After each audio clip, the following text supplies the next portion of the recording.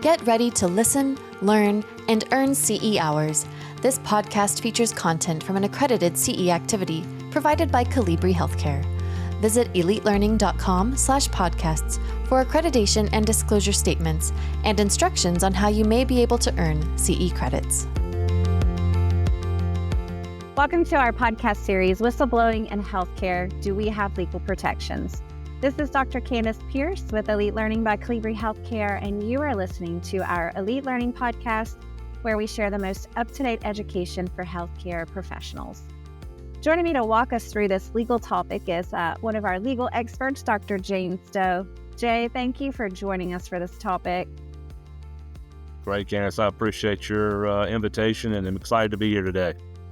Absolutely. And our goal through this series is to help you as our listeners understand the legal protections and practical steps involved in whistleblowing so that you feel empowered to report wrongdoing without fear of retaliation. Whistleblowing really is necessary in healthcare for maintaining ethical standards, patient safety, and organizational integrity. And it's this accountability that really leads to a safer and more transparent healthcare system. So in this first episode, we want to explore the concept of whistleblowing within the healthcare sectors, its importance, and the legal frameworks that support it. So back to you, Jay. Out of curiosity for myself, and I'm sure our listeners, now I know you completed a nursing degree, and then you went back to school for your JD. And what did you do with your JD, and then what brought you back to healthcare? I actually did medical malpractice as common terminology. It's really medical negligence. I practiced that a little over 50% of my practice in a defense nature.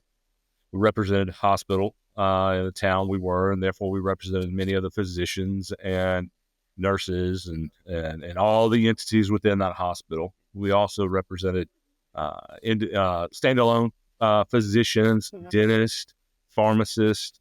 And so we had a very, very healthy practice of that.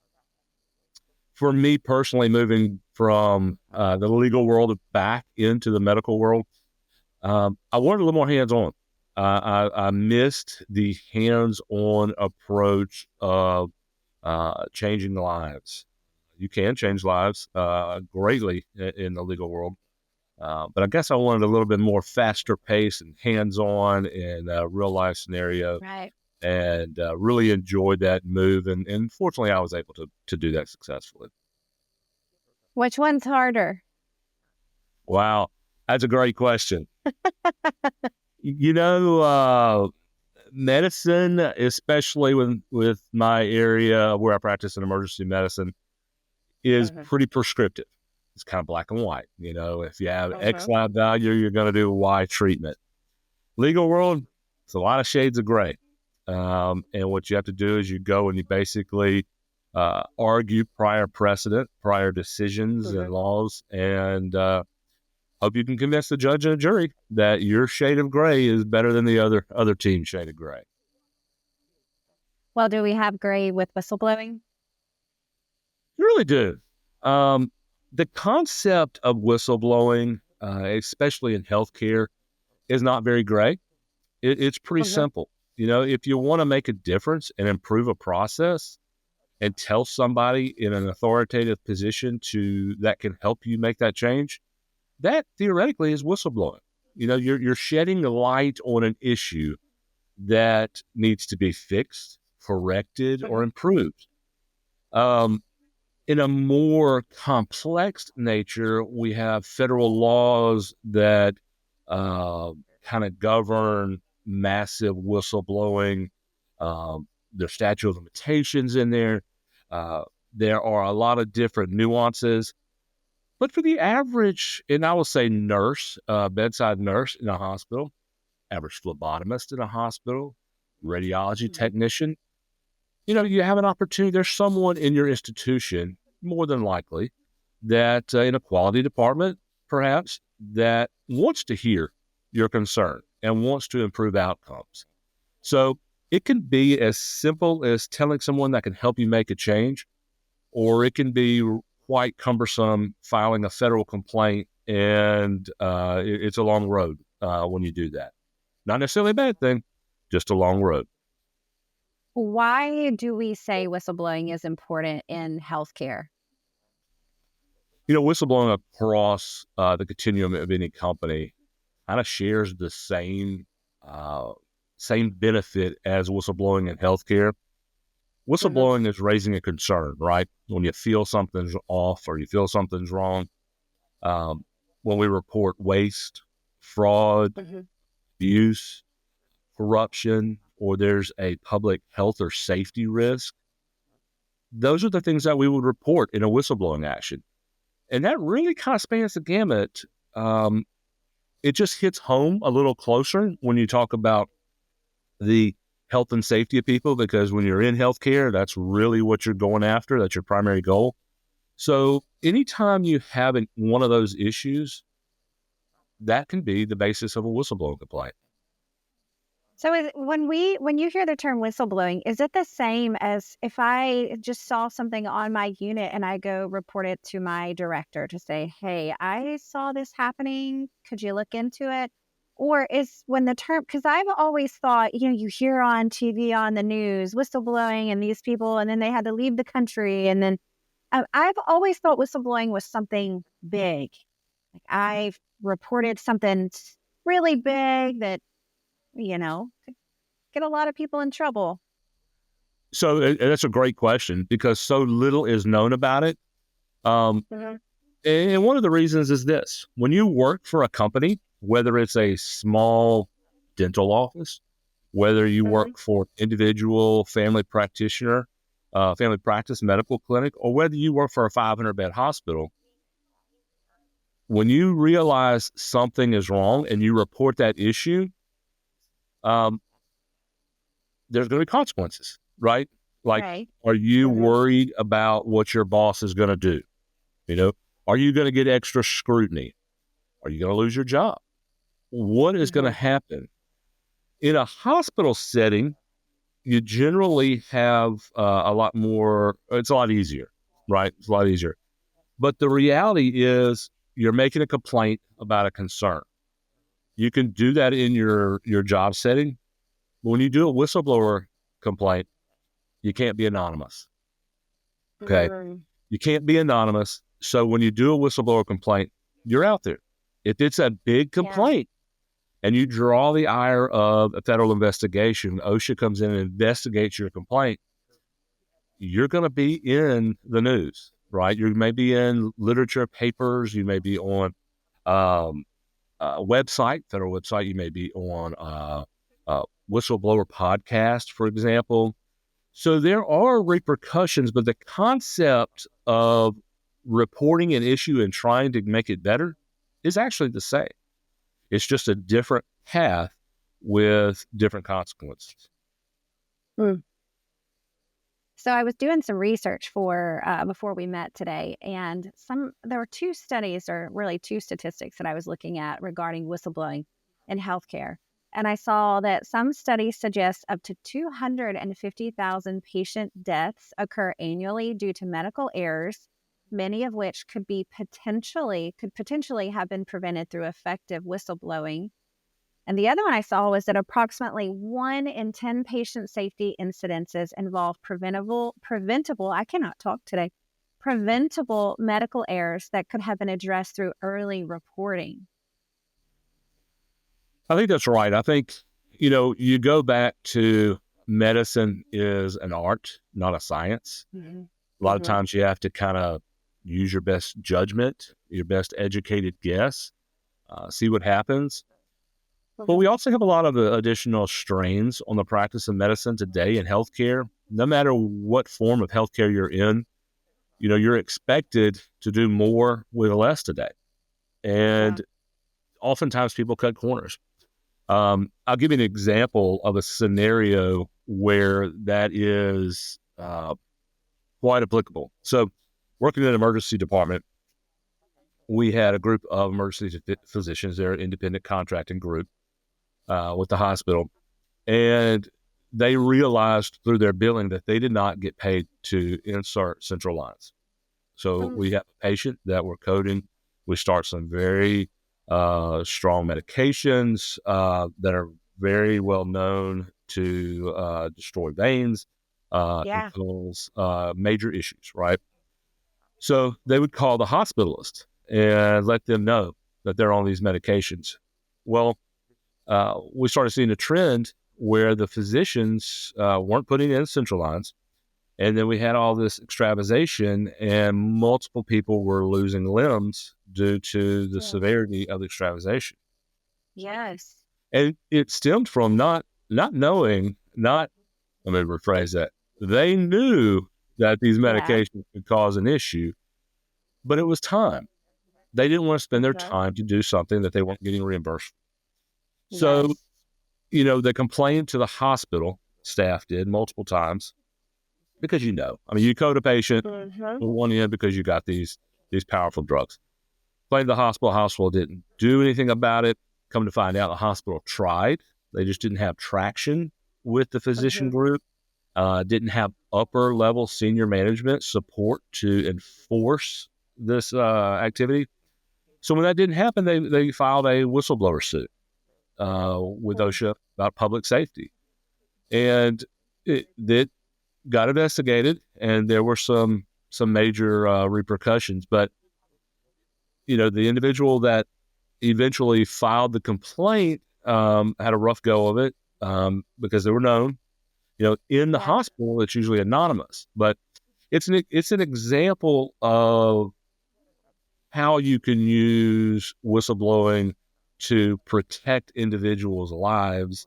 And we don't think of things as simple as that, but that is just it's not very simple to those individuals who lost their limbs, but the concept of it is very simple. Look, hey, we can prevent this, right? We just need some support to help prevent. Right. And it was preventable, but it was not do no harm. They were doing harm because of pay. Rather than setting it up to figure out how they could get paid and working together, I'm going to ignore this, and now I've done harm. Absolutely, that should have been turned in. Well, yeah, and the practice changed, and not surprisingly, extravasations. Extravasations can always exist from time to time. It is one of those things that can happen. It is a risk, but it's amazing when you start looking at the graph and the volume goes straight went down. down. Okay, this person had enough gumption to stand up and made a positive change. I just commend that person for what they did, because that's huge to stand up and say, hey, I've done everything I can do on my end. Now I actually need some big help, and, basically bring in the people who could make the change. So my question would be, what legal protections are really in place for whistleblowers at the state and federal levels? Do we have any? Well, you have one major protection, and it is an interesting one. So basically, your protection is the institution you work for cannot retaliate against you. Okay. Now that means that you make a report. We'll use that example. You're in the ER, you see this, you make that complaint.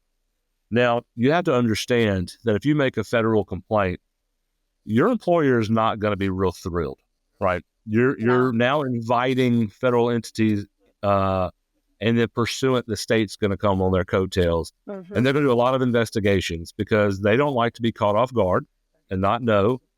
And so they're going to do a lot of investigations, and they're going to ask a lot of painful questions, and many times they're going to find some painful results, and they don't like it. Many times it comes with corrective action, and many times it comes with a fine.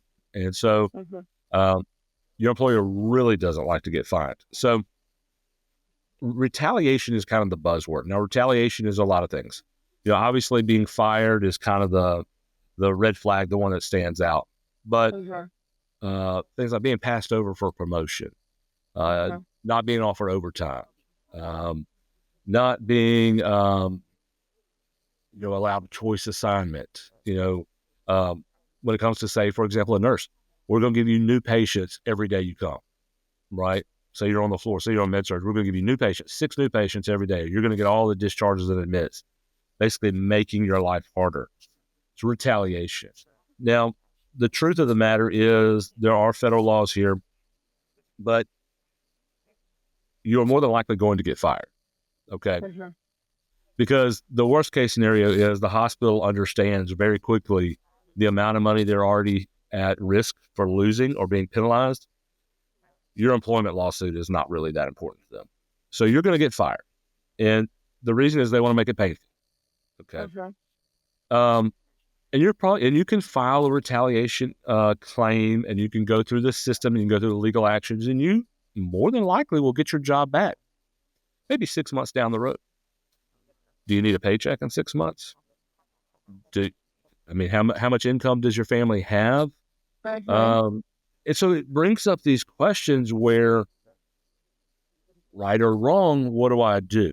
But retaliation is the biggest kind of safeguard or protection. There's not really more than that. And which is kind of interesting for that. You make a claim, you can't get fired or retaliated against, but I'm going to tell you, you make a claim, work life is going to be really difficult. Let's take the one case. You're working in the ER. You have essentially made a claim about these physicians, this physician group. Mm-hmm. Now they've got all this hyper focus on them and their practices. How well do you think that working environment is going to be on a daily basis? You think you're going to be doing a lot of extra orders? You may be asked a lot of things. You may be spoken to a little more directly than maybe before. So it's just some things you got to think about, but retaliation and the protection of your job is really the protection that's out there for whistleblowers. How do they really define? So if I go into court and it's about retaliation, how is retaliation defined? Is that obviously that's another gray area, right? Because if I walk in and I'm like, well, they have made my working life complete. It's just horrible.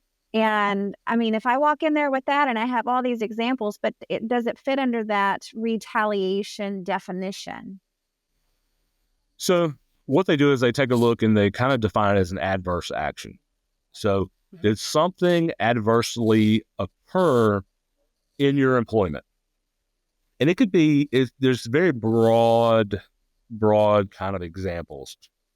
And they've made it broad intentionally to say, hey, look, we want you to report these things, right? Like we want you to bring this forward and we're going to try to protect you as much as possible. Mm-hmm. The issue that happens is you, the employer, know you're being discriminated, harassed, belittled. You know you're receiving all these things, but how are you documenting this? Are you documenting each conversation?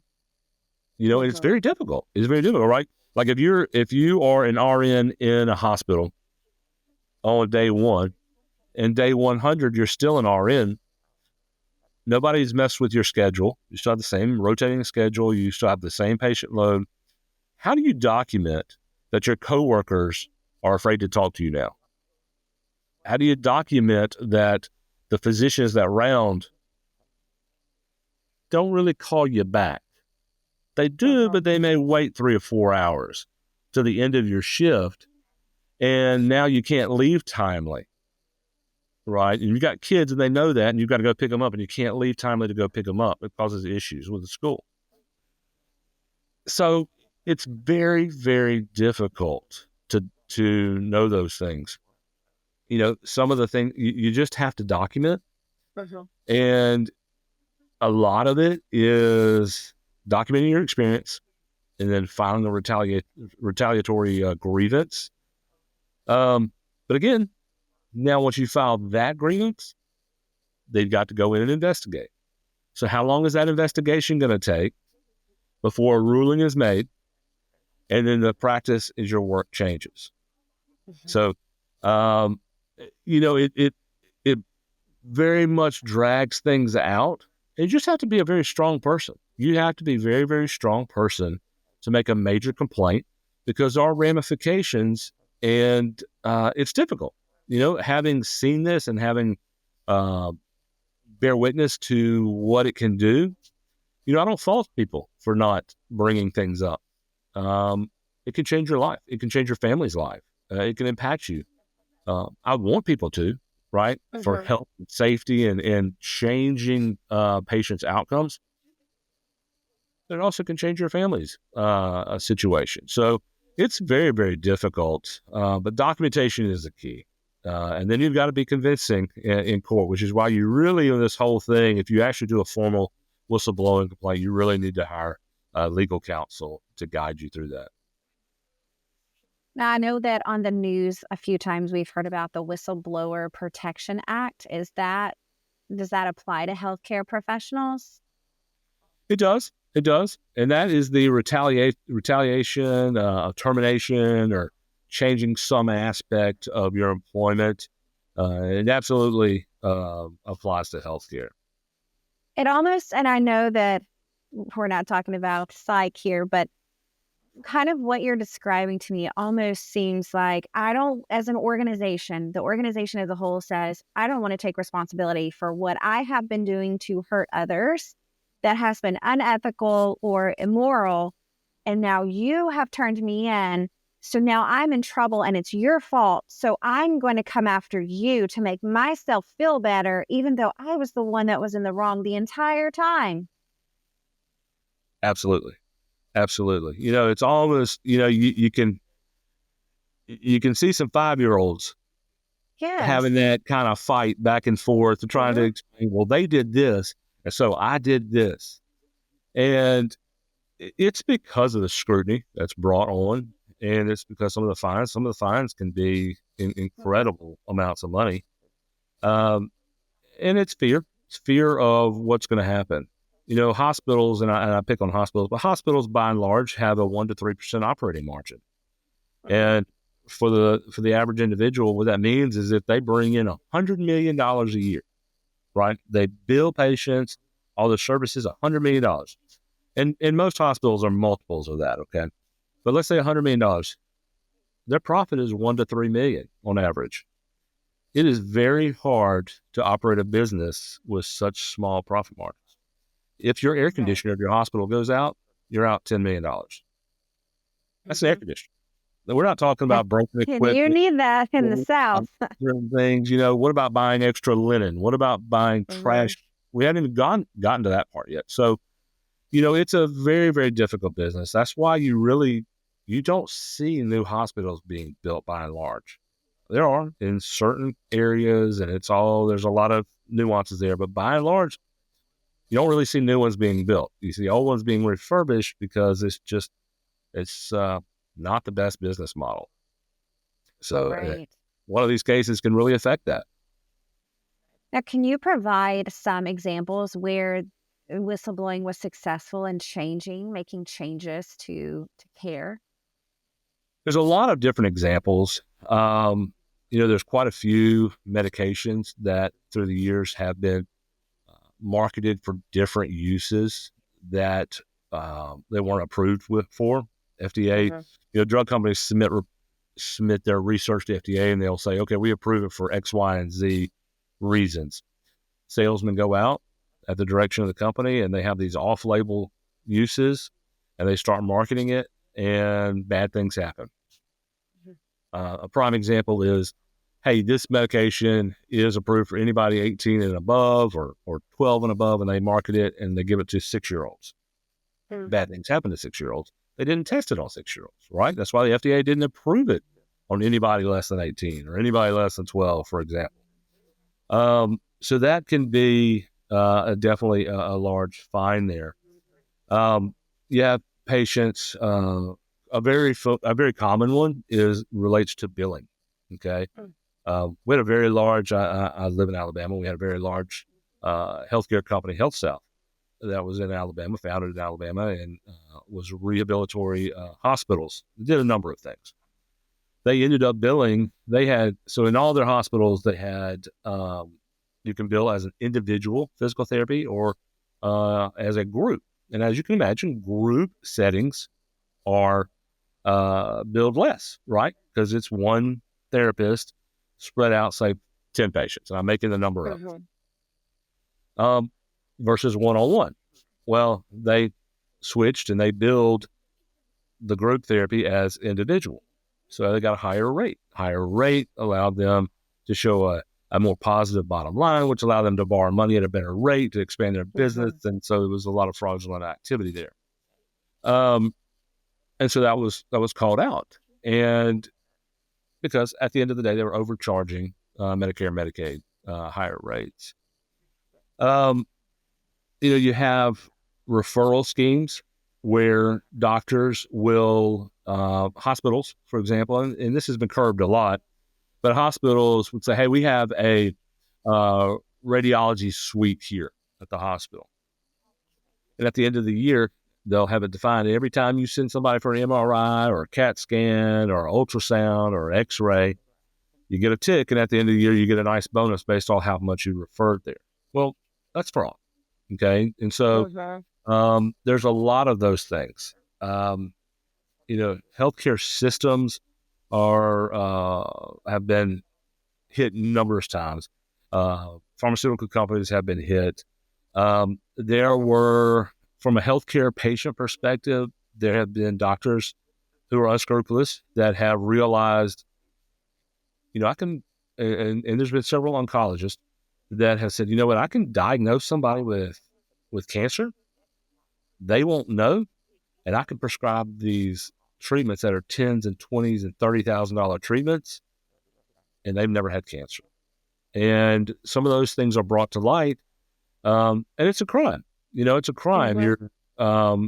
But it's also fraud, and the reason is they're fraudulent billing for services that aren't needed. So, it spans the gamut, and it's a great thing. I mean, you think about all these things, it's an avenue to try to keep people honest, try to keep businesses honest, corporations honest.